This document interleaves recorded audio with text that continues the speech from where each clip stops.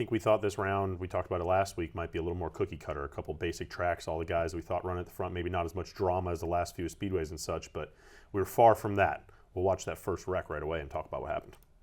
So you got the 45 trying to make up ground on a restart right here. They had a really good start to the race. They won stage 1, super fast car. They're trying to get back through traffic. Some guys on alternate tire strategies right here and get caught up in a wreck.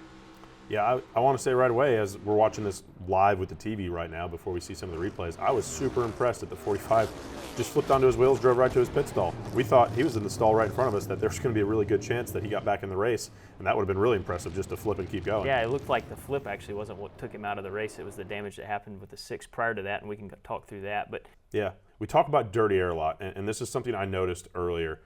I really think that the way the air is moving over this 20 car and the wake the 19 car is in plays a huge factor in this. I think he gets tighter than expected because he's behind 2 cars right here. He washes up the track here. He's supposed to kind of follow down low down here, but unfortunately, he ends up kind of taking off up the track, and the problem is the 9 and the 45 are on the outside of him right there, so he really has nowhere to go. Hits the 9 car, then he bounces off the 45. We'll end up with kind of this pinball effect that starts the wreck. yeah, that closed the window that the 45 had there. You know, he's trying to process all the information in front of him. He sees that there's a hole. He's not really able to process what's going to happen with the dirty air and the 19 closing up the whole 3-wide top.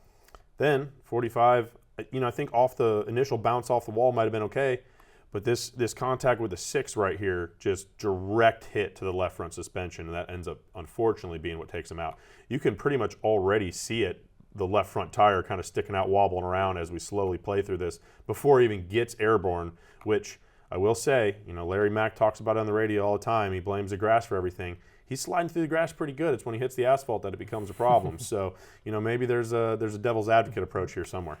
Yeah, but as you said, you know, what ended up ultimately taking him out of the race was the damage that happened prior to the rollover, and those suspension components that got broke are components that you're not able to change. So, you know, no matter how hard they wanted to get back in the race, their day's done.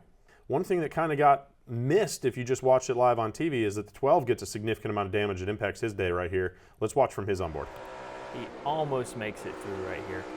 He's in a situation where he's just trying to throttle up to get through it. He sees there's trouble ahead. Doesn't quite have room to squeeze through.